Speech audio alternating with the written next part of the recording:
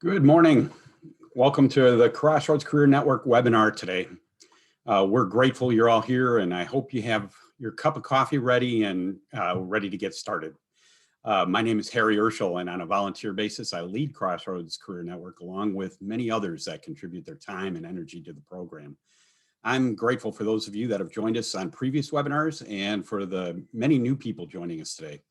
I'm looking forward to our presentation topic today. I know Jen Radke will have some great LinkedIn insight for you, and I hope you get some hope and encouragement this morning in the pursuit of your next career too. We'll get to all that shortly, but first I also want to talk a little bit about our perspectives as we deal with a lot of divisiveness in the culture today. As I think most of you will agree that it's worse than we've seen in a very, very long time. A passage of scripture says, out of the abundance of the heart, the mouth speaks. What we say in anger, what we say about other people, how we talk about people that we disagree with, says more about what's in our own hearts than it says about the others that are being talked about. How would our world change if we chose to bless others and assume the best of intentions of people we disagree with? This is a concept needed in our cancel culture, in social media, and in our job search. How might we be perceived if we only spoke well of our previous companies or managers and coworkers? How might our networking improve if we were more interested in the people we reach out to and build relationships and bless them somehow than only talking about ourselves? How we speak indicates what's in our hearts. If we each begin with ourselves, deciding how we would bless others with our words and attitudes, maybe we find that eventually our world responds to us positively as well. It's been tough out there, I think, especially with all the isolation. But when we focus on others and take advice from scripture, go figure, there's some great advice in there. I think our lives are changed for the positive in many ways. Let me open us in a word of prayer, and then I'll give you an overview of what's available to you in Crossroads for all the new people joining us. Lord, we thank you for just bringing us together, even if we can only do it virtually right now. This has been going on very long, but you've blessed this program, and we just are grateful that we have these opportunities. Father, we pray that this morning honors you, that everyone walks away with something that they can use and some hope and encouragement that they didn't have before. And Lord, we pray that you use this for your purposes. In Jesus' name, amen. Let me get some slides up on the screen here, and I'll show you some things that you can take advantage of in Crossroads that can help you with your job search process. Well, again, welcome, and there's pictures there of people meeting in person. Go figure, it sure would be nice to do that again, and I'm hopeful we're going to be able to do that too long. I've been saying that for a year, but I think we're starting to see the light at the end of the tunnel, and so hopefully we can get back to classes and meetings and other things face-to-face again as well. I am going to, I think, continue to simulcast webinars along with our in-person meetings because we have been attracting people from all over the country and literally all over the world. Some of you, I don't know if actually if you want to add in the chat, if you don't live in Minnesota, add that in here because we'd love to hear where you're watching from. We've had people watching from France, from Italy, from the UK, from Mexico, Canada, and all over the US, which is really quite amazing to me, and I'm grateful that that has worked out that way. So what to expect this morning? I'm giving you the overview now of what to expect with Crossroads. We're going to have Horace Beale join us, and he's going to talk about a crossroads in his career and changes that he made recently. I'm glad to have him on. Our main speaker today is Jennifer Radke, and she's going to talk about advanced LinkedIn techniques that I know is going to be extremely helpful for you. And then I'll wrap up at the end, and we'll be done by 9 o'clock. As I mentioned, when we do meet in person, we actually have 3 options for you, depending on where you live in the Twin Cities. We meet at Grace Church in Eden Prairie, in Woodbury, and in Arden Hills. And hopefully, I'm thinking by this summer, we'll be able to do that again. You can always find all the details of everything we offer and where and what schedules are on our website at mncrossroads.com. And if you haven't been there yet, I certainly encourage you to check it out. Spend a little time hunting around in there to see all the different options. We have a number of things. We have all of our events detailed, and there's resources. There's a job board, and really encourage you to check that out, because there's a number of companies that know what we do. They want to attract people from Crossroads, because we have great people that participate here. And so in order for them to post a job on our job board, we require that they include a contact name and some, at least an email address. And so you have somebody to reach out to ask questions or to follow up, where when you're applying to most other job boards, you have no idea where it's going or what's happening. So check it out. There's a variety of jobs, and hopefully something might be a fit for you. On a weekly basis, we have a number of different things that are available for you. First and foremost, I really encourage you to take advantage of our Networking with Grace group. It's all done on Zoom right now as well.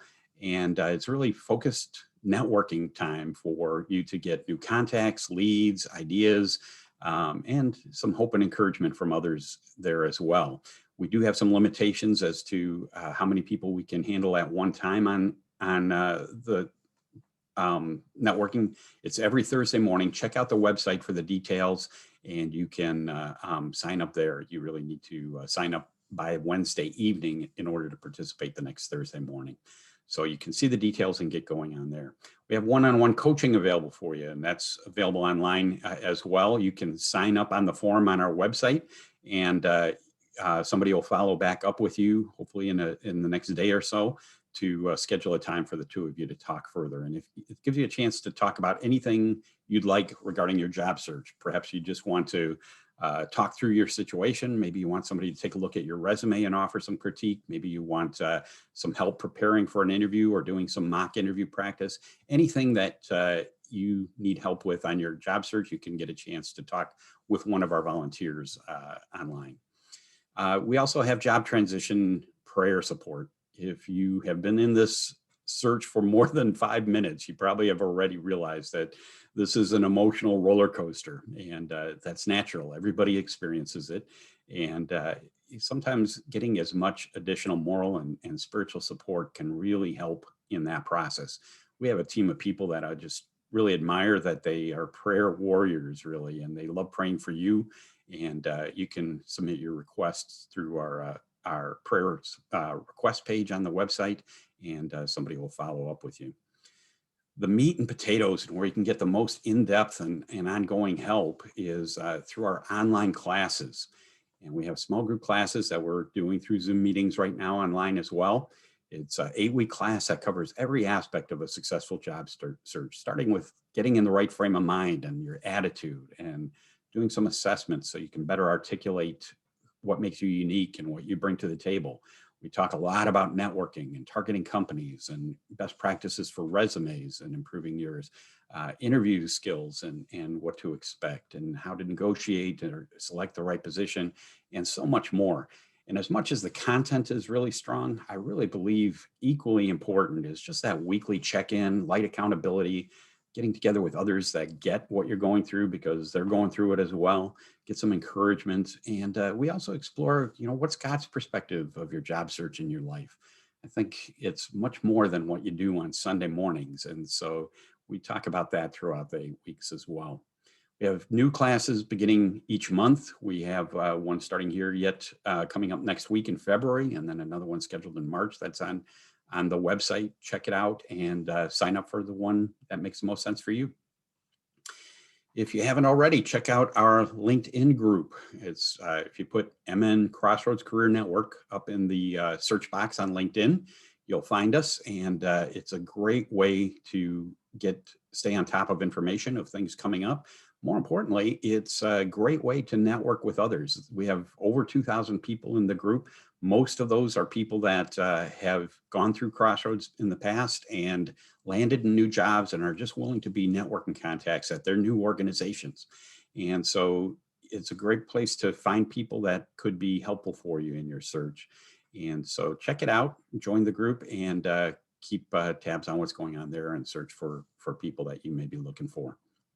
And a lot of people ask me, they tell me that Crossroads has been valuable to them and that they want to give back somehow. And what's the best place to do that or way to do that? This is really it. Be willing to pay it forward to others. So after you land, stay in that LinkedIn group and just be willing to be reached out to by others that are looking for opportunities as well. We have moved our webinars, after the recordings of them after they take place, to a YouTube channel. And so if you search for MN Crossroads Career Network, Minnesota Crossroads Career Network on YouTube, you'll find our channel, and you can find at this point most of our previous webinars on there. And they're also posted and linked from the bottom of our seminars page on our website. But you can find us on YouTube and review previous ones that you might be interested in as well. And so this one will also be posted probably before the end of the day today on YouTube as well. I just want to acknowledge that nothing we do happens because of one or two people. There are a lot of volunteers that we have within Crossroads, and I'm really grateful for each of them. They give their time and energy and expertise because they are interested in helping others. And we have a tremendous team that I'm very grateful for, and just want to make sure that you know that it's a lot of people that go into making all this stuff happen. And I'm grateful for anybody that wants to contribute.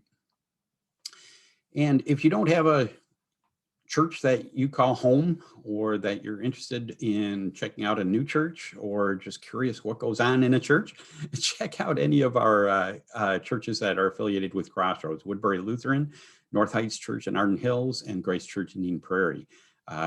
Each of us are meeting in person on Sunday mornings, as well as streaming services online, and so you can check them out either way. But I encourage you to visit one of the churches that we have. Let me, with that, transition here. I want to introduce Horace Beale. Horace is going to be sharing a little bit about his recent changes in his career. When we're able to have meetings in person again someday soon, Horace actually leads our Crossroads group out of the North Heights Church in Arden Hills. And he went through his own career transition recently, and we'll talk about some of the insights he gained in the process. I'm really glad to have him join us. Horace, I'll turn it over to you. Great, thanks very much. Good morning, everyone. It's a real blessing to be here. And so my transition's a little bit different. I transitioned to retirement. And I've been working for a wonderful company, Real, for 18 years. My pastor prayed for me to get that job 18 years ago, and I did. And it's just really been a blessing for me for the last 18 years. However, in the last 6 or 7 months, things became a little more stressful. You know, COVID had a lot to do with that. And so I actually started looking into, retiring instead of continuing to work. I really did want to work, and I thought I would retire 5 years from now. But when I started looking into it, I understood that I could really afford to retire now. And it just wasn't my plan, but I believe it was God's plan for me. And I think one verse that I keep on my computer screen frame is Proverbs 3, 5, and 6. Proverbs 3, 5, and 6. It's trust in the Lord with all your heart, and do not lean on your own understanding. In all your ways acknowledge him, and he will make your paths straight. So it certainly wasn't my plan to leave Real. It was his. But it turns out to be a big blessing for me, because I'm spending more time with my wife and family and grandkids. And also it gives me opportunities to volunteer at MN Crossroads and to do other events and volunteer work at North Heights. But on top of that, what I never expected was now I'm being contacted to do some part-time consulting. And so I guess still get to do a lot of the things I love to do, but I'm doing it on a part-time basis. And plus I am able to retire and start drawing Social Security. And so, again, it wasn't my plan, but it turned out to be a wonderful plan for me. And I'm looking forward to my future of being a retired person, but working as a part-time consultant. That's all I had for today.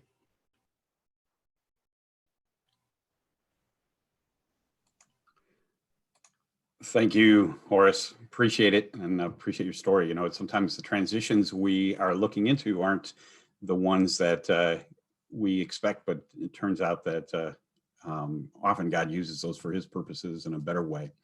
I'm also really glad to introduce Jennifer Radke this morning. Jennifer is the CEO of the National Institute for Social Media. She's an expert in the effective use of social media for corporate and professional purposes. She speaks regularly and consults with organizations how to manage their social media presence more effectively. I know you'll get a great deal of help from her today, and we've had her before, and she does a tremendous job. I'm really grateful that she's willing to do this with us again. Glad to have you join us, Jen, and the next hour is yours. Thank you, Harry. It's great to be back. And Horace, thank you for sharing. Good luck with retirement and enjoy it. Good morning, everybody. Thank you for coming. We've all in this journey at some point had someone tell us, make sure your LinkedIn profile is up to date, right? So we've gone out, we've got a headshot, updated our profile, and then we've decided, now what, right? So it's that now what that I want to talk about today. So I'm going to go ahead and I'm going to share my screen, and we're going to do a little jumping around today between actual LinkedIn and a PowerPoint, but I do want to chat just a little bit about why and how we can use our LinkedIn process or our LinkedIn tools. So first of all, when we go into social media, right, we're not just doing it to check out the gossip or get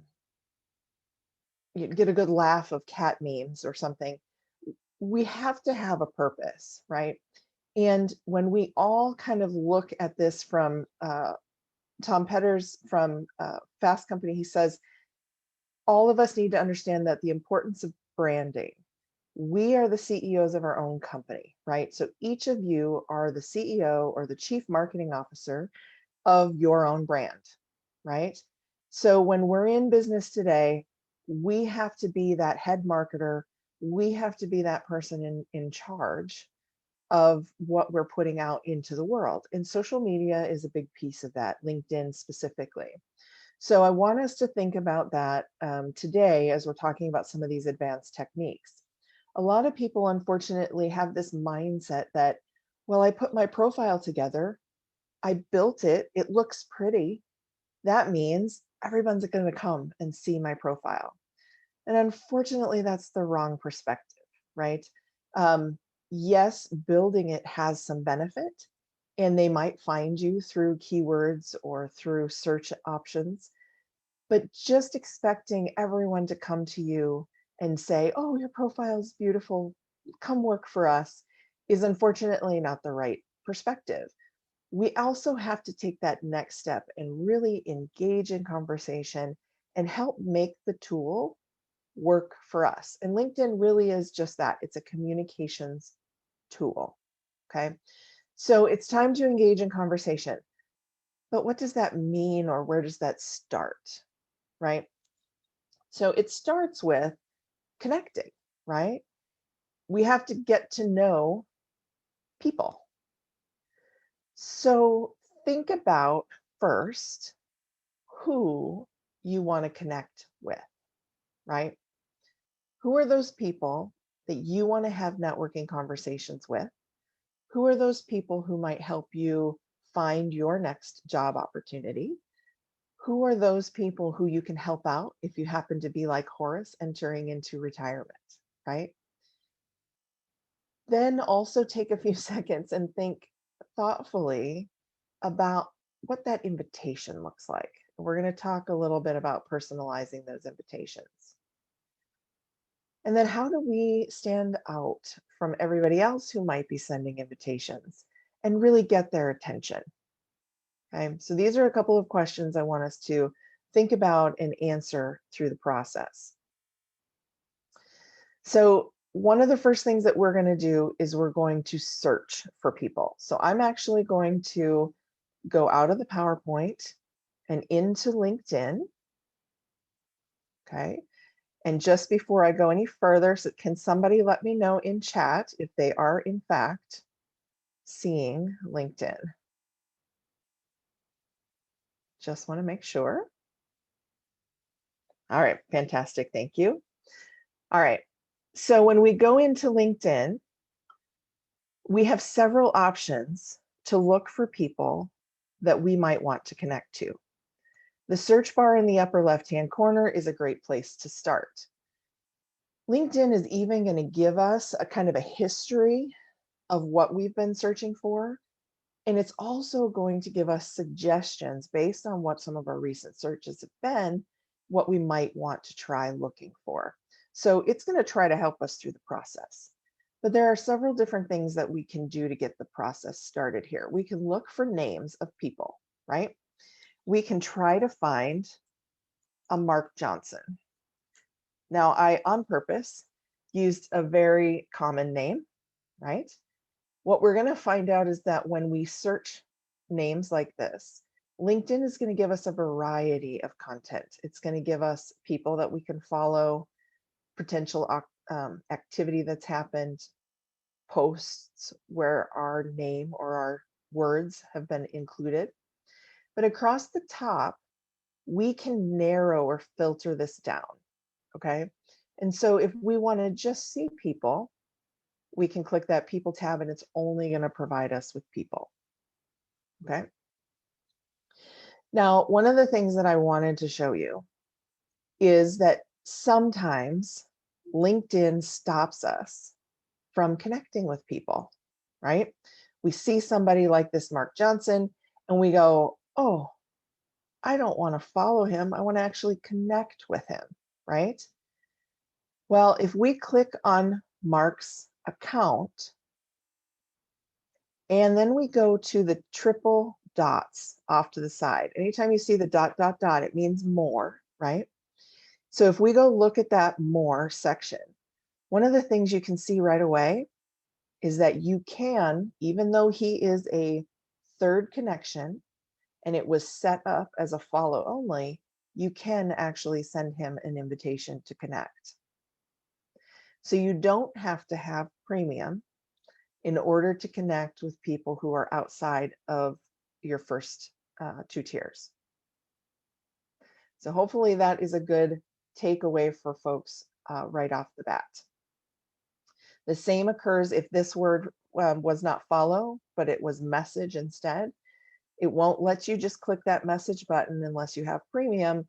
It's going to have you go into the profile and hit those dots in order to go to offer a connection, okay?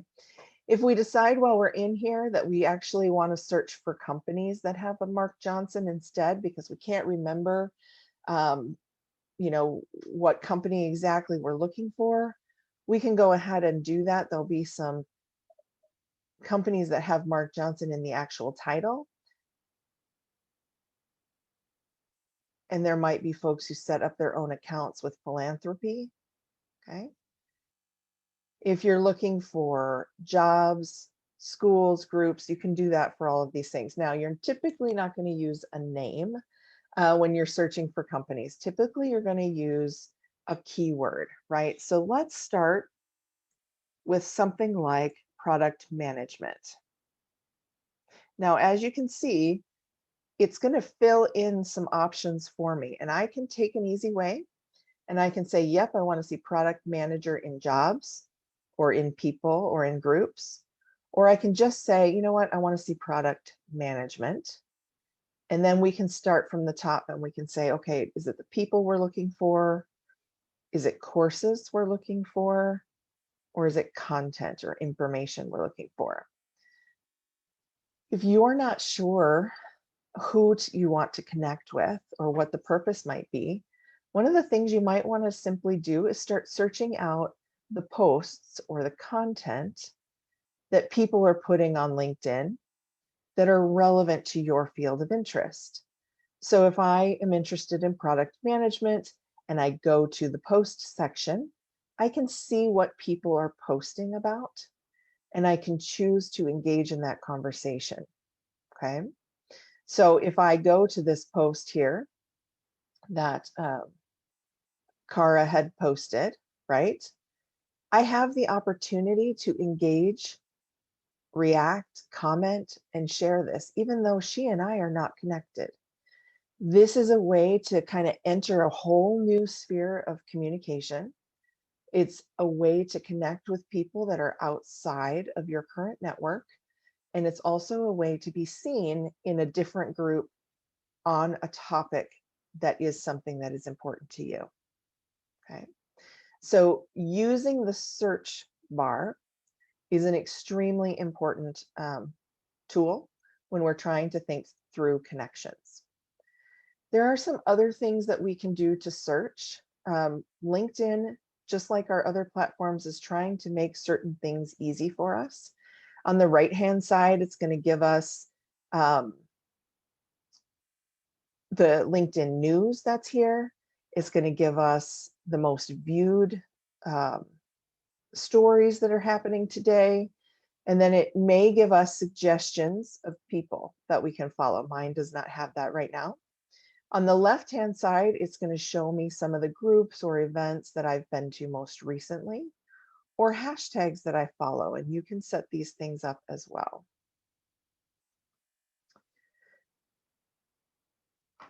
One of the things that I wanted to point out is that you might be seeing hashtags used more and more often on LinkedIn right now. And you might be going, man, Jen, I am so confused about the purpose of a hashtag and what the value might be in me using said hashtag. So I wanted to show you this one here. So Scott Plume is a local sales leader here in Minneapolis. He has put out a post right now on a podcast, and he's got 3 hashtags here: sales, negotiation, and sales management. So there's a couple of things that Scott is doing when he puts hashtags in his post. The first one is he's just telling people what this post is about. It's about sales, negotiation, and management, sales management. You as a viewer get a quick glimpse, right, into what this content is going to be. And you also have the opportunity to find like content. So you'll notice that these are all blue.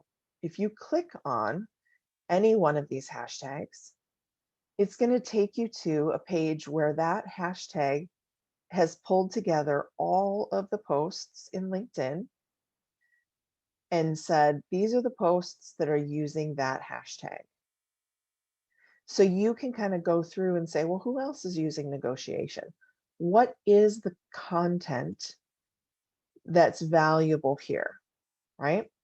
And so you can decide to engage with or follow or connect with the people who are posting about negotiation. The other thing you can do is you can actually follow that hashtag so that you'll get updates and notifications around new content that's put into this section. So it's a way to kind of narrow down your search, really connect with the things and the topics that are most important to you, and also find new people. Okay, I'm going to pause for just a second. Are there any questions so far? Please throw them in the chat because I am watching that the best I can. And so I'd like to see if you have any questions about the search portion or the hashtags portion. And Rebecca, in response to your question, you should be able to switch the view in Zoom with the upper right-hand corner. You should be able to see a button that says views, and then you can alter which view you're seeing in the big box and which one you're seeing in the small one.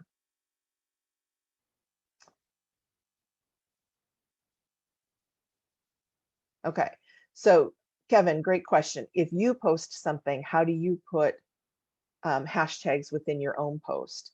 That is a great question. So really what you want to do when you're posting, and we're going to talk a little bit more about posting here for a second, is you want to think thoughtfully about what the content is that you're sharing. You don't want to inundate LinkedIn with 40 hashtags and just try to randomly catch as many people as possible. Instead, you want to be very deliberate about what you're putting in there and choose hashtags that are appropriate. So for example, if I wanted to share this article right now from Social Media Today about how YouTube is going to expand its shorts feature to the US users, right? I can copy the link. I can go back, I can go back into LinkedIn and I can say, shorts are coming to the US, right? And I can enter that, that link. Now, what I might do is I might put relevant hashtags in here, like social media or YouTube, since that's one of the things that is referenced in the article, okay? I don't want to throw things in here like sales, because this is very specifically a post about YouTube's marketing feature called Shorts. It is a rival of TikTok, so I could put TikTok in there as well. But I want to be very careful that the hashtags that I'm using are relevant to the article or the content that I'm sharing. 1 to 3 is really a kind of common amount of hashtags for LinkedIn. Anything more than that gets a little bit excessive, okay?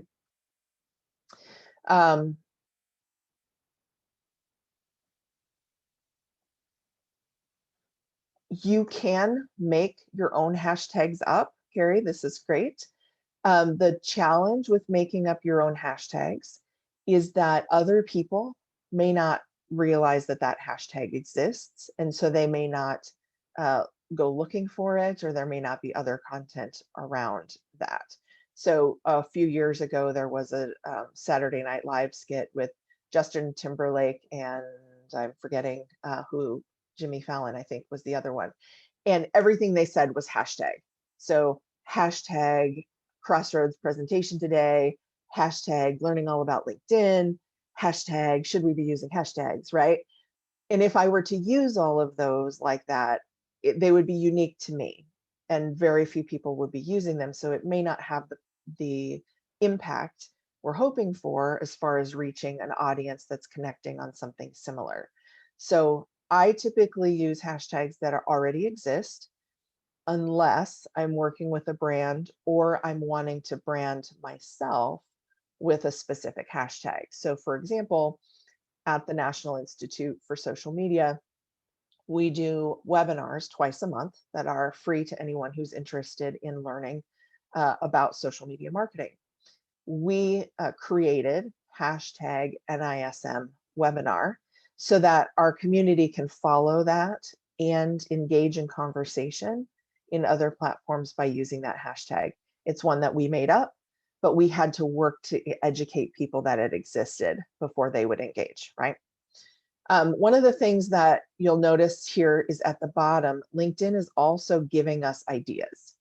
And so based on what it was able to pull out, what the artificial intelligence is able to pull out of the article or what we've written about it, it's giving us suggestions of hashtags that, whoops, didn't mean to actually click that one, but hashtags we might want to use. And all we have to do is a light click like I did, and it gets put up into the post. So you can type in your own, or you can use the ones that LinkedIn has given you for reference. I did want to point out one other thing, and this is totally an advanced LinkedIn thing that most people aren't aware of. But you'll notice that when I put my hashtags in, I capitalized media instead of leaving it all lowercase. And LinkedIn and Twitter, all of the other platforms will make them all lowercase. The reason that I did that is for accessibility. If someone has a reader because they are visually impaired, for example, it won't pull everything that's lowercase as 2 words, right? It's not going to look like hashtag social media. When I use what's called camel case, and I capitalize the second, the first letter of the second word, it makes it easier for those accessibility readers to see. So there's just a little tip there. All right, I'm just checking through other questions.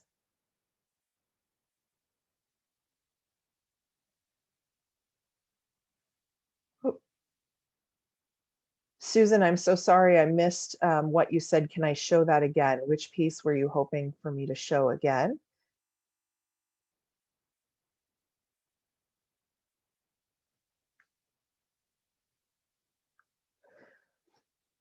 Yeah, so with hashtags, we want to make sure that we're only using, again, like 1 to 3.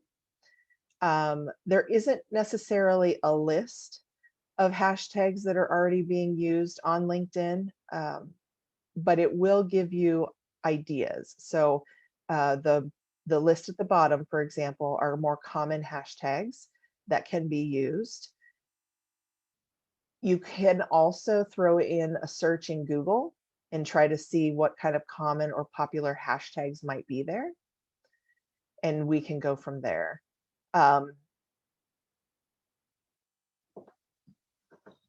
You are pretty safe with anything that is, I would say, big picture, right? So industry, so HR or human resources, sales, marketing, IT, technology, words like that, keywords like that are going to be very common, and you are safe to use them in hashtags.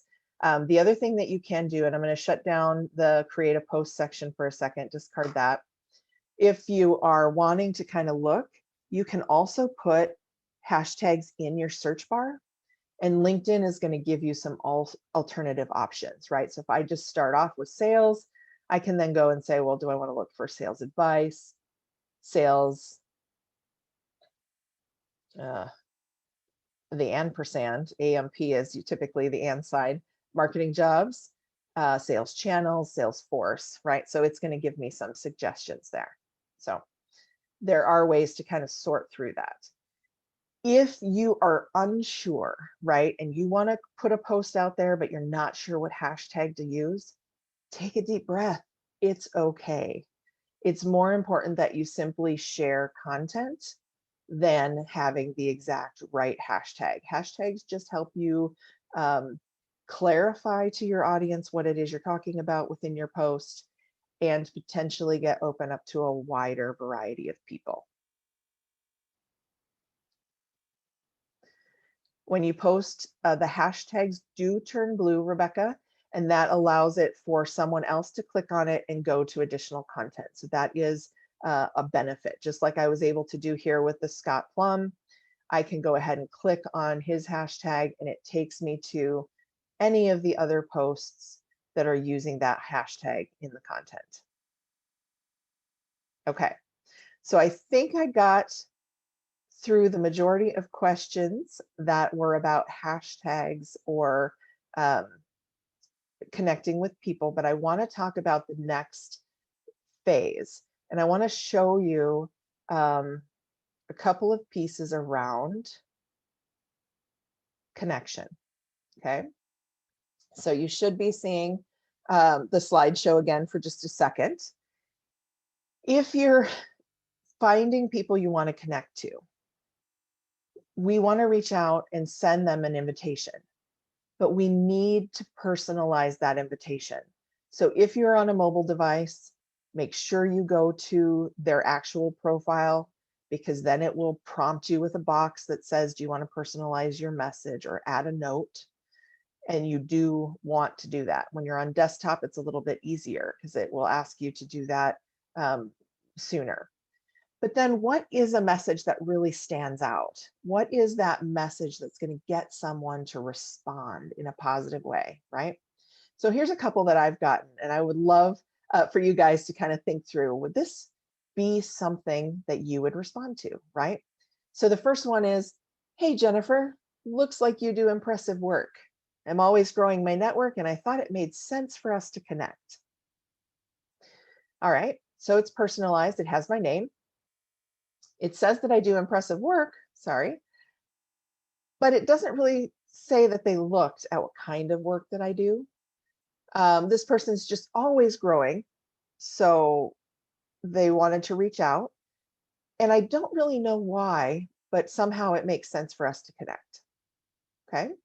So I may or may not be totally moved by that invitation. The next one is very similar, right? Impressive profile. Be great to connect and have you join my LinkedIn group for women wanting more ease, joy, and connection in dating and relationships. I'm passionate about helping women create the life they want. Let's also speak sometime. All right. So, customized gives me an idea of what she wants to connect for, right? Like she wants me to join her group. But it's fairly clear to me that she did not look at my profile before sending this invitation, because I am married and have children. And although that's something that you don't necessarily see in detail on a LinkedIn profile, you likely would find it as a possibility if you looked through my volunteer section, because it talks about some of the things that I've done in volunteer work related to children, right? So it's definitely a customized sales pitch for her LinkedIn group. Hoping to connect, not very personalized, right? Now, this last one, I'm always interested in connecting with business owners to broaden our mutual networks. Okay, well, at least they looked far enough to realize that I'm the CEO and owner of the National Institute. So maybe, but it might help to tell me why, right? What are some of those things that we can do to add value to one another? So I think really it is important to take away from this section that you should find something when you're looking at connecting, find something that is unique to the person. Take a minute, look at their profile, send over a request. This does not have to be super intense rocket science, right? If, for example, you're connecting with someone who was on this webinar today, let's say that you saw some other names that you knew or you've seen in other webinars, send them a note. Great to see you in the MN Crossroads webinar this morning. I have an interest in marketing as you do and would love to chat more and share ideas, right? It can be simple, but make it personal. Why is it that you're connecting? What is it that you're hoping to gain from it? And if at all possible, use their name, okay? Don't reach out and say, I need a job. Could you help me get connected to XYZ in your company in your invitation? It's too early and most people will not respond to that. Okay. All right. So hopefully that helps with invitations a little bit. So a couple of folks have asked some questions that I wanted to just bring up here real quick before we get into engaging in conversation. One was around the green circle and the open to work. So there are a lot of us who speak about LinkedIn or job transition who have differing opinions on that green open for work circle that LinkedIn provides. And let me actually jump out of the PowerPoint for a second so that you guys can see what I'm talking about. So if I go back to the home, I'm sure I will find someone. Well, let's do it this way. We're going to go ahead and search it.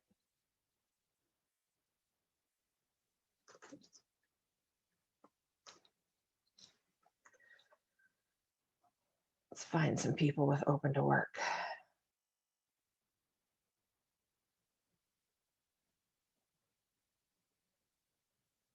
All right, so nobody's using the green circles in my search. Let's try that one more time. So the green open to work circle, what happens is if you use it, let me just pick on somebody here. So if Julie were open to work and she chose to enact that feature, there would be a green circle around this headshot of hers, and it would have the hashtag in it, open to work. I have done a couple of informal surveys, polls actually on LinkedIn around the feature and whether or not you should use the green circle. There are a couple of benefits. So if you are currently unemployed, right, it tells people in a quick search and a very fast visual that you are looking for work. Looking for work, in my opinion, it does not have the same stigma today that it did 10 years ago. And so there's nothing to be ashamed of from that point of view. In the surveys that I've done, hiring managers like it or don't like it, but an overwhelming majority don't even know what it is. All right, here you go. Thank you, Kevin. Kevin's got it. So it's got the green open to work. Okay. So if you are looking at smaller or medium-sized companies who are typically not using LinkedIn for HR, their version for recruiters, this is helpful to let a hiring manager know that you are immediately open for work. The majority of people who say they dislike this are the job seekers, because there's an interpretation that it makes you look needy or desperate. I personally say that is not true, that it helps you to be found. It gives a quick visual, and we are in a visual culture right now. And it also helps you to kind of stand apart in a search for other people who might be a package handler or a stadium supervisor, like Kevin happens to be. Okay. If you are, however, currently employed, don't put the green circle on, because you don't necessarily want your current employer to know that you are open to work. You can show that to just recruiters. When it's just recruiters, it's only those people who have the recruiter version of LinkedIn. Okay. It's not all recruiters, it's just those who pay to have the recruiter version of LinkedIn. So I hope that is helpful. One of the things that I wanted to talk about next was actually engaging, and somebody else had a question about this early on. Is there value in commenting on other people's content, or should I be posting myself? The answer to that is yes. Yes, there's value in posting on other people's content, but yes, you should also be sharing content yourself. It's a balance, okay? If all you do all day long is just like other people's posts or react to other people's posts, you're not really saying anything about you and what's valuable to you, or what kind of leader you might be, or what kind of expert you might be, or skill set you might have, right?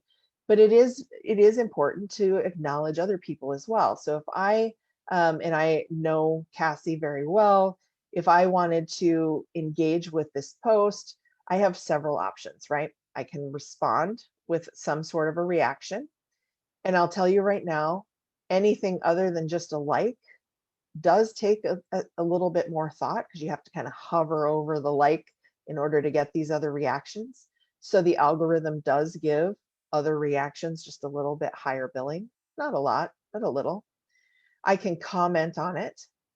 If I'm going to comment on it, I want to say more than just thanks for sharing or congrats. I want to make it something that Cassie might find valuable, right? So I could say something like, great job, Cassie. So excited to see you being recognized for your work in content marketing, right? Or way to go. It's something that gives me, sets me apart just a little bit from everybody else and what might be coming up. I also have the opportunity to share it. Now I want to show you something. Because if you share something, you have some options. I can share with anyone, or if I click that little arrow, it's going to give me the option to share with anyone plus my Twitter account, which I do not do. I don't tend to connect both accounts at the same time. I can share with only the people that I'm connected to, so no one else that's searching LinkedIn would find it. I can share it with groups that I'm a part of or events that I'm a part of. So for example, if I'm a member of different groups, I can say, I want to share this with groups. Maybe I want to share it with my NISM Certified Professionals group. I can then share it with that group. Okay, so you can be selective about who sees the post that you're sharing. If you're sharing, I highly encourage you to add something to it. So I can just share it just like this, and it will show up as Cassie's post, but on my page with my name above it. I don't want to just do that, right? I can type something here instead and be like, you know, way to go, Cassie, right? Now, if I am sharing something about someone else, whether it be a person or a brand, I want to tag them in it, which means I want to let them know that I'm talking about them. So I'm going to actually start, instead of just typing Cassie's name, I'm going to start with the @ symbol. And what you'll see happens is a list of potential people come up that I could tag in this post. Well, I'm going to keep going. I'm going to start typing, right? Cassie's name until she comes up. And then I'm going to actually click on her profile to make sure that she's the right one. What happens is you'll see it gets bolded, right? When I actually publish it, it's going to turn blue, like the one down here in Cassie's original post that says Jennifer Burns. It's blue. And just like the hashtags, when somebody clicks on something that's blue, it takes them to that link. So what I'm doing here is I'm letting Cassie know that I'm talking about her, but I'm also making it possible for anyone who sees this post on my page to click on Cassie's link and go to her profile. Okay, so I want to make sure that I do that. Say something important about it. If it's an article, why are you sharing it? You know, if it's one of those top 5 tips to spruce up your LinkedIn page, which of the 5 did you find most helpful? What was new to you? Okay.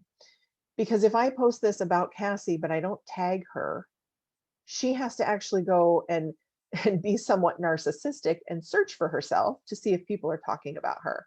And I don't want to do that. It also means that Cassie's audience and my audience have the opportunity to see my posts. So it expands the reach of that original post. Okay. So I gave you a couple of techniques there to share it, but also the tagging piece. You can also send it via Messenger or direct mail. So if I want to send it to somebody specific and say, hey, did you see that Cassie won this award? You should probably send her a note. I can do that. Okay, I can send that specifically to my network or to my contacts. I do want to give you one other tip about tagging. Some people will get, Cassie was easy, right? I just had to start typing her name and it came up. But there are some things like the National Institute for Social Media where if I type the first word, it doesn't come up automatically. So you want to put an underscore, no space, and keep typing until the company or person's name that you're looking for does come up. And then when you click on it, that link will be included. Okay, so that was the @ symbol at the beginning. Start typing, an underscore in between words until it comes up. All right. I encourage people to do a variety of engaging every day. And no, it does not mean you have to spend hours upon hours upon hours on LinkedIn. Okay. But take 30 minutes in the morning. Share an article or something that is of value to you. It doesn't have to be an article. I don't know if I've got any folks in here right now, but there are some people who just type words, right? And they share ideas or they share an image. This image happens to be of more words, right? but share something that's valuable to you. Here's one, Michelle, just typed a story, right? And that story is has a couple of emojis in it. She's got a couple of hashtags on it, but it doesn't have a link to any web page. It doesn't have an image to it, and those are fine as well. We want to show a variety of content. So whatever that is for you today, you can put that out there. But I encourage you to share something, to go out and comment on other people's posts, and also to engage with likes or react in some way. So I want to get back to a couple of questions here because you guys are doing a great job with questions. If you don't have premium and you've asked to connect with someone who has premium, what's the best approach to communicate? So if you can't get into the connect option, then you can attempt to find their email. Some people, like if I go in here to Michelle, she and I are not connected, I can look at her contact information. Some people will have their email address visible. Others, like Michelle here, does not. I could go to her Twitter page and try to engage with her there. I could go to her website and try to engage with her there. But even if people do have premium and they're outside of your network, if you get to their profile page and you hit the more button or the ... usually you have the option to connect. Now I have the option over here in the blue, but it usually will be under this more section if they don't have that option. So if it's not there, then you can follow it. You can follow them and then engage in their posts, and they will see you more that way. Okay. Oh, Marcia, great question. I didn't mention this. So yes, when you search anything, marketing, open to work, anything, you can search in your own network. And let me show you how. So if I go into marketing and I do a search, I can then say, I just want to find people. And then I can filter additional things out. So first of all, the one here is connections. I can say I only want to see my first connections. And this is only going to show me those people in my network that are associated with marketing.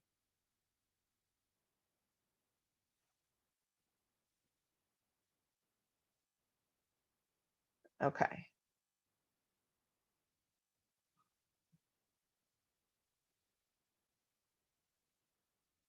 I'm just reading through a couple of other questions.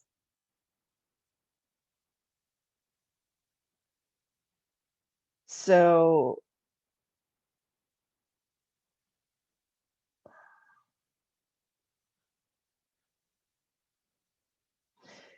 Will, you have a great question about the open to work. If your own company, if your current company has a LinkedIn recruiter account and you turn on the open to work feature as recruiter visible only, yes, they will be able to see it because they have that account. The direct mail part is part of LinkedIn, Michael.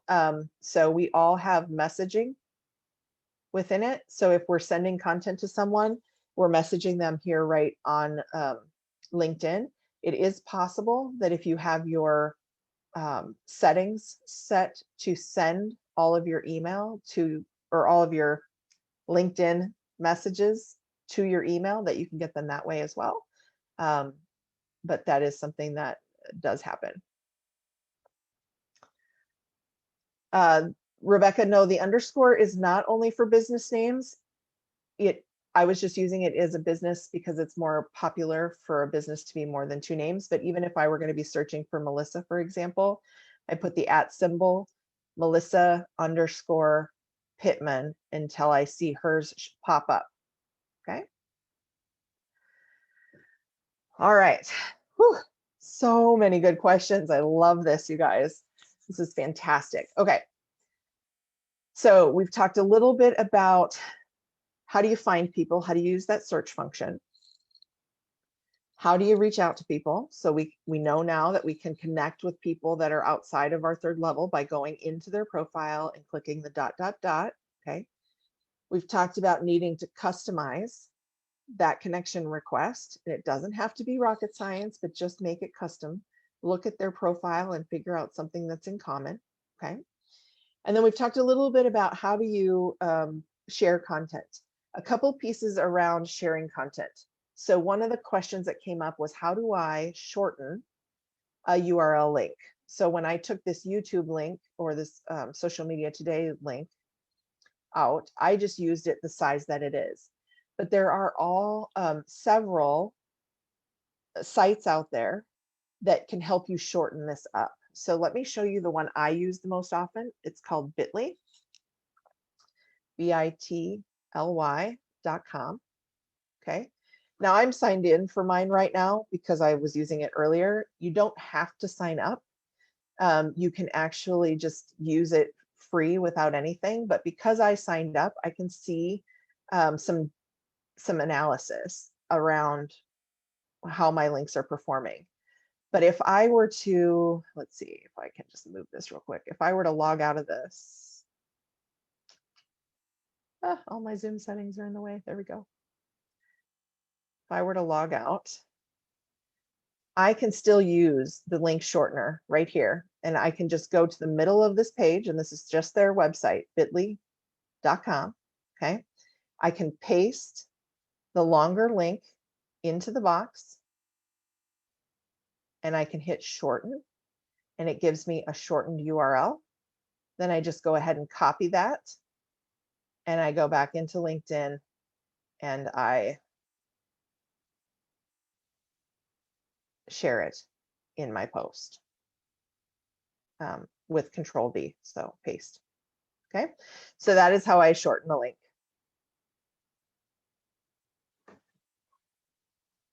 Okay.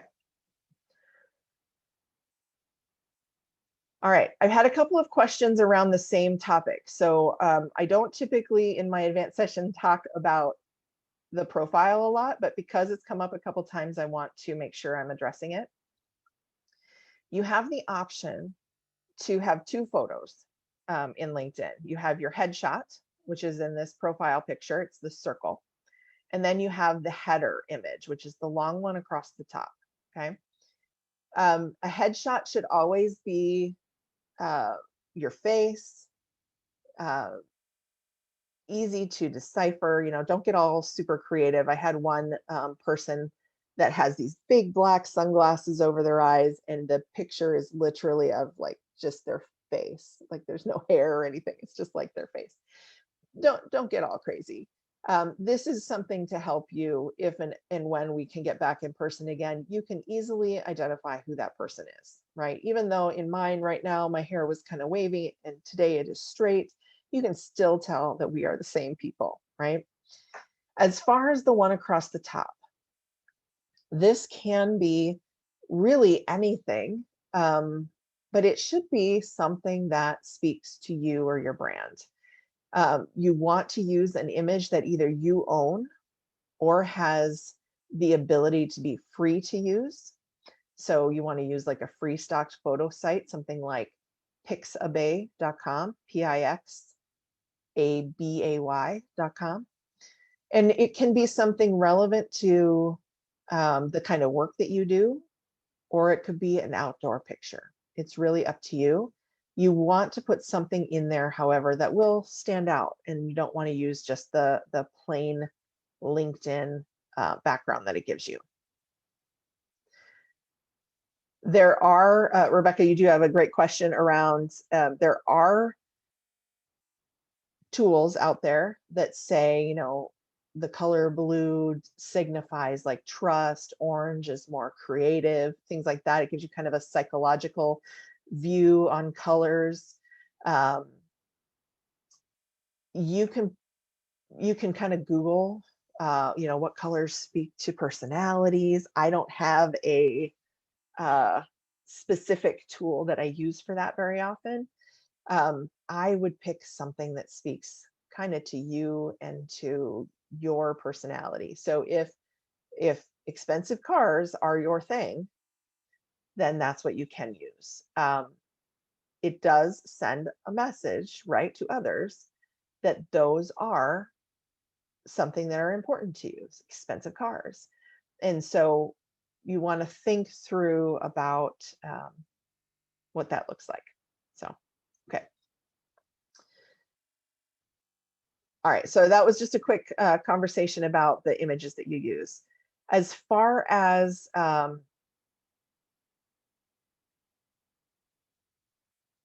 the content created itself, you want to use a variety of content that's relevant to what's important to you. It doesn't all have to be focused on the work that you do, right? I don't 100% post about social media. And let me give you an example. So if you want to see some of the stuff that I post about, not just engage with, but post about, right? You can go to my activity and click posts. So I shared a job. Okay, Shutterfly is hiring. So I shared a job. Yesterday was Random Acts of Kindness Day. So I shared NISM's post around that. I am part of an organization called Pay It Forward Tuesdays, and I put out the announcement about our February winner. So I put a lot of different types of things out, right? Here's a survey that I asked people to complete for me. I put out the networking session that we're doing today, right? So there's a variety of posts that are out here, but they're all on point with my brand, right? They're all part of who I am as a professional. They speak to the CEO of me, right? Which is that quote we talked about at the beginning. They're things that are valuable to me.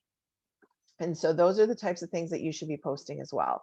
And it is good to vary the things that you're sharing. So for example, this one I shared of Harry's, instead of just typing it up all myself, I shared Harry's out there. Earlier, I did somewhere in here, because I post kind of frequently, shared just a post myself. Here's a podcast or a video I was on recently with these folks, Joseph, and I put his company, and Mike of Bluehorn Media. And so I put the link there. You can delete the actual URL if you like, because once the image pops up, or this kind of preview screen pops up, they still have the ability to click on that image and take them to the URL. I typically still leave my URL in there just for ease of use. Some people like to click it up here in the written word, and some people like to click it on the preview. There is not necessarily a best practice there. Okay. All right. So use a variety, comment, share. But I want to go back into my profile for a second, because a couple of people asked, can we see who is looking at what I'm posting? So there's a couple of different things that you can use. There are, first of all, some general, when you're in your own profile, you should have a dashboard like this. And you can see some general statistics around people who viewed your profile, people who've reviewed your articles, or how you've been found in search. If you don't have premium, you will only see the last 3 to 5 people who viewed your profile. If you're in here every day, chances are you have a pretty good vision of who's been there, right? All I have to do is click the hyperlink. It takes me to this page that shows me that Paul, Chad, Janine, and a developer from a software industry looked at my profile. That's good for me, because I can go and choose to connect with these people at other times if I would like, right? The other one I wanted to show you quick, though, on the dashboard is under search appearances. So if I look at this, it's going to give me statistics for the week. So you want to kind of look at this once a week or so. The people who were looking for me this last week are from these companies. These are the positions that they have. And the keywords they were using is assistant director. Okay, for me, as a social media marketing professional, as a CEO, as a trainer, this doesn't necessarily speak to what I want to be found for, right?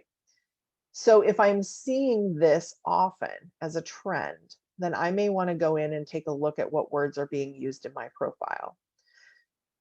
In my past life, I was in higher education.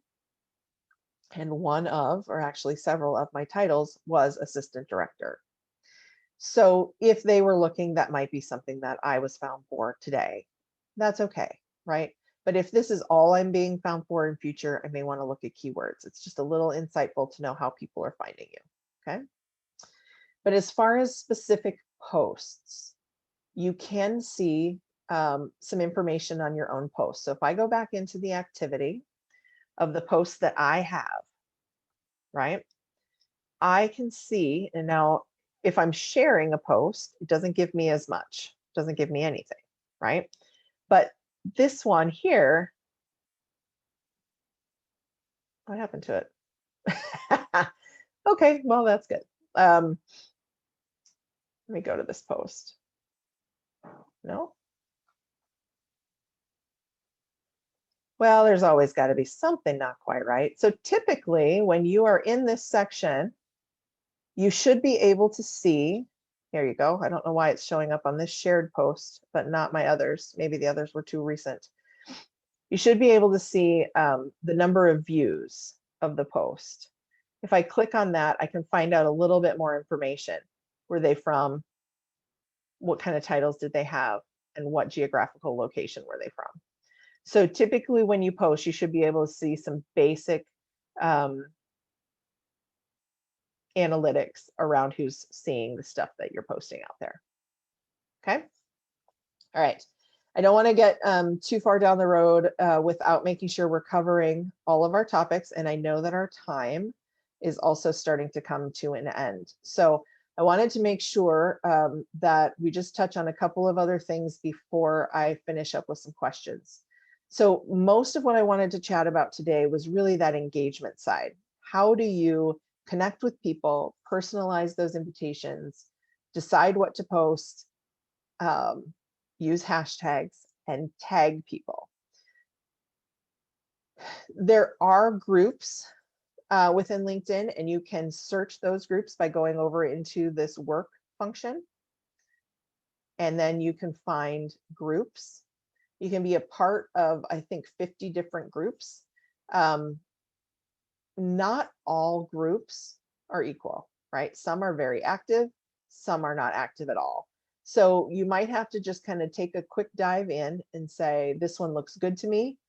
And if they don't post anything, or if you get accepted into the group and there's not been a post for a month, then jump on out of there. There's no need to stay there. Okay. Groups are a great way to kind of open up that circle. So you're networking with a different group of people now, while still staying within the industry of your choice. All right.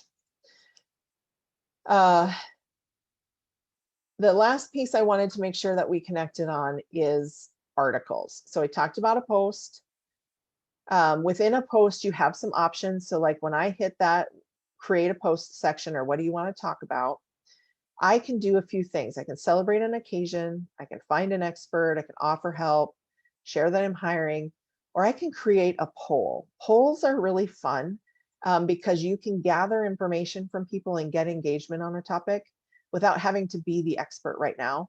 And then you can choose whether or not you want to be the expert later. So if I hit create a poll, I can ask my question, I can give some options, I can choose how long that poll is displayed before it comes to an end, okay? One of the great things about a poll is that you can see when your poll has ended, who's engaged with it and in what way. So there might be some fun things you can do to put out some content, asking people about maybe what's their favorite newsletter to subscribe to, and you put a couple of your own up there, and then you ask them to put more in the comments. But you can see who's responding and how they've responded.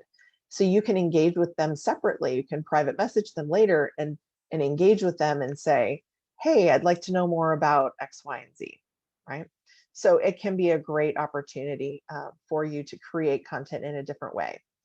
But if I don't click this start a post piece, you're going to see that I have the option over here to write an article. You guys have expertise and skills to share with the world. And if you're not currently blogging, which is fine, You don't have to go out and create an entire website in order to create a blog. You can actually blog or write articles right here on LinkedIn. So if I click the write an article, it's going to bring me to this page, which allows me to set up, in essence, my blog post. I can upload a header image, and Jane has a great tool recommendation in comments, which is Canva. Canva is a great tool to help you with your images, and that does have a free version as well. So you can go in here, update your image, create your title or your headline for your article. You can write, you can add images, you can bold text, italicize, put quotes around things. And when you do this and then click publish, it goes onto your profile. So it stays there under articles, but it's also searchable both on and off of LinkedIn. So if you've got a valuable topic that you can write about, it's a great way to get more eyes on your profile and also share some of your expertise, some of your brand with the world. Okay, so that is kind of a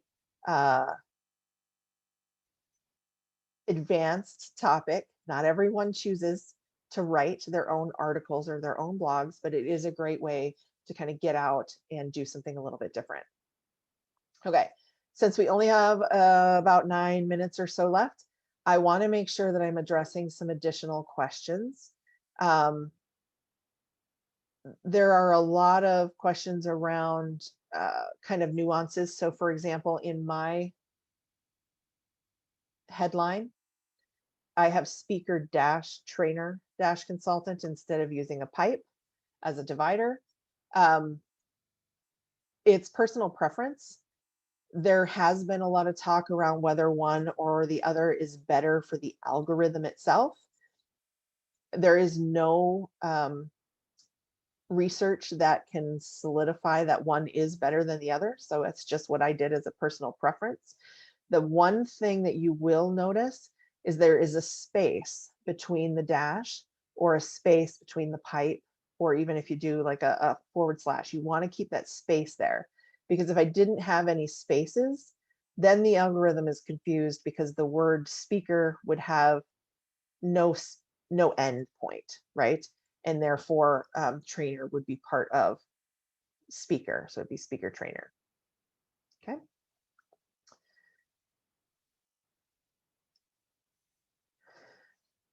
Okay, so great question here. So Marcia asks, if I use a URL, it takes people off of the LinkedIn platform.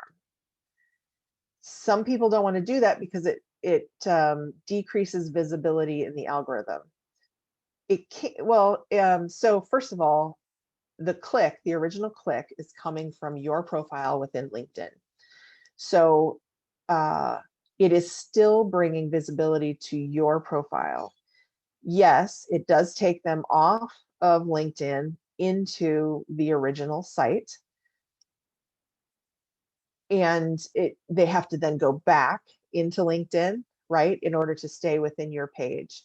So the value in using a URL that's out of LinkedIn is that it gives people resources, data, information that they maybe cannot find on LinkedIn. You can't legally copy an article from, this example here. I can't copy this article from Social Media Today, put it into LinkedIn in as my article, because that would be plagiarism and an infringement, because I'm taking it and making it my own.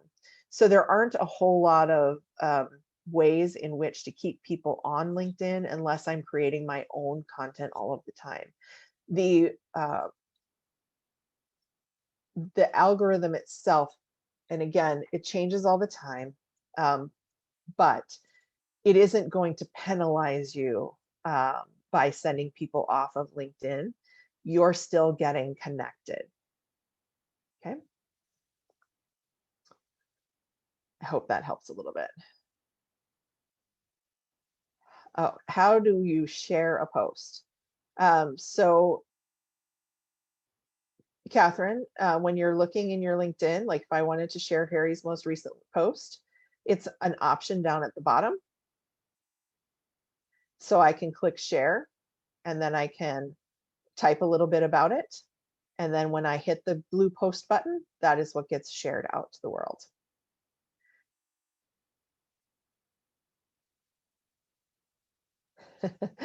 Susan has a great question. So how many hours a day do people spend on LinkedIn? It could be a full-time job in itself. You're totally correct. I recommend that people in job search probably spend on the low end, maybe an hour a day, but doing it very structured, right? So you spend maybe 20 or 30 minutes posting content, right? Sharing something, an article, writing a post, whatever the case may be. And then throughout the day, you spend time maybe making 3 LinkedIn connection requests and engaging with other people. So I wouldn't necessarily do it all at 6 o'clock in the morning for an hour and then leave it until the next morning. You can. I would instead divide it out a little bit, maybe do about a half an hour posting some content, and then go back in later in the day and respond and engage with people. So some people have it up all day. I mean, when I log into LinkedIn in the morning, I log in, I check my notifications, I respond to connection requests, and then I walk away. One of the things that I use is I use a tool to help me schedule so that if I find 3 articles today that I want to share, I don't want to share them all today. It's kind of a misuse of my time and resources. So I use a scheduler. I use Buffer, BUFFER.com, to schedule out posts. Okay, so this is the website just for people who are looking. There are pricing options, but there is a free version, and you can, I think, with the free version, schedule 10 posts on your platform before it'll stop you and say you can't do any more. But what that allows me to do is if I find 3 great pieces of content today, I can schedule 1 to go out today, 1 to go out tomorrow, and 1 to go out the next day. Then I can focus my time in engaging and responding from there. Okay. Michael has a fantastic question. How do you decide whether content should be an article or a post? Almost everything is going to be a post. An article is going to be something that's 300 plus words. You may use references and cite other people in it, but it's going to be 300 plus words typically if it's going to be an article. Otherwise, everything else is going to be a post. Fantastic question.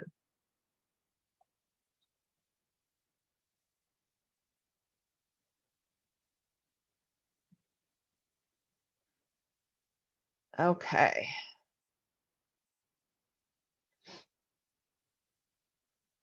Oh, we've had so many good questions here. Michelle asked if when you're looking in the profile section with the data, the keywords weren't showing up for her. I would check it again, Michelle, next week. It might be that you just they didn't have any common keywords this week that pulled for you.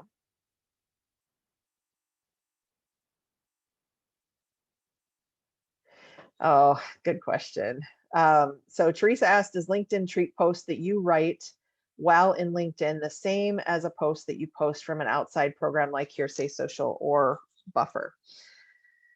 So there's been a lot of research by outside services that have done this for all platforms, LinkedIn, Twitter, Facebook, and said, you know, if you post on the native platform, is it more, does it rank higher in the search algorithm than something that you put through one of those third parties? Most of the time, the answer is no. One of the things that I will say is that if you are wanting to tag someone in your post, you cannot do that effectively from any other third party on LinkedIn. So for example, if I was going to schedule a post in Buffer, it's going to be links to articles or things that are not tagging other people's. I'm going to instead go right into the platform to thank Harry for having me on today so that I can tag Harry and MN Crossroads Career Network in that process. So there are some benefits to doing it directly in the platform and drawbacks to doing it in schedulers, but it typically comes up in the research that no, there isn't kind of a penalty if you use one of those third parties. Okay, fantastic questions. If I missed any of your questions, please feel free. I'm going to put up my contact information right now for a brief moment. Sorry. All right, so this is my contact information, hopefully large enough so anybody can see it.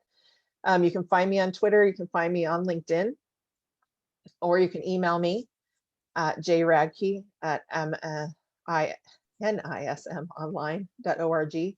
I would love to chat with anyone who has questions about LinkedIn, who has questions about the National Institute for Social Media, whatever I can do to support you.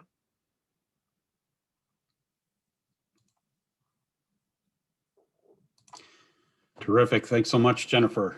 I took a bunch of notes myself. Actually, after our last time you joined us, I started using hashtags, and it has made a difference in terms of the number of views that things get. And I got some other notes that I'll implement this time. And if you're in the job search and looking for other resources for the job search, click on the hashtag job search, and you'll find other things that are tagged with that hashtag, and it'll give you additional resources besides just Crossroads. But if you click on the MN Crossroads hashtag, you'll find everything else that we've posted as well. So great resource. There's a number of other things that obviously Jennifer shared with us that helped this morning as well. Thanks to Jennifer and Horace, and thank you for watching. You'll receive an email tomorrow with the links to the many of the things we talked about. Be sure to check out the website for more information and to sign up for the 8-week Zoom classes. You know, a number of people haven't participated in those more recently. Those are really terrific in terms of staying plugged into your job search each week, getting that weekly encouragement, getting some fresh ideas and strategies to be more effective. And so really encourage you to check those out and take part in them. We have networking every Thursday morning. Wes Roper and Wes Tang lead that and do a tremendous job of making sure everybody walks out with something each week. So take advantage of that. We have one-to-one help, the prayer support, and you don't want to miss our next 2 webinars. Actually, they're both surrounding interview skills. Our next one is on March 4th, and we're privileged to have Marcia Bollinger. She's a highly respected executive recruiter locally and an author of multiple books on effective job search. She'll be presenting key strategy from her book, Winning the Executive Interview. And then the following webinar on March 11th is Natalie Ackerman, who will be talking about winning your interviews through effective STAR stories or behavioral interview, how to develop your behavioral interview questions. 2 webinars you definitely don't want to miss if you want to improve your results in your interviews. So check those out on the website, register for those seminars, and you'll be plugged in. Hope this was worthwhile for you today. I know it was for me. Best wishes on your search, and we look forward to having you back again. Have a great day. Thanks a lot.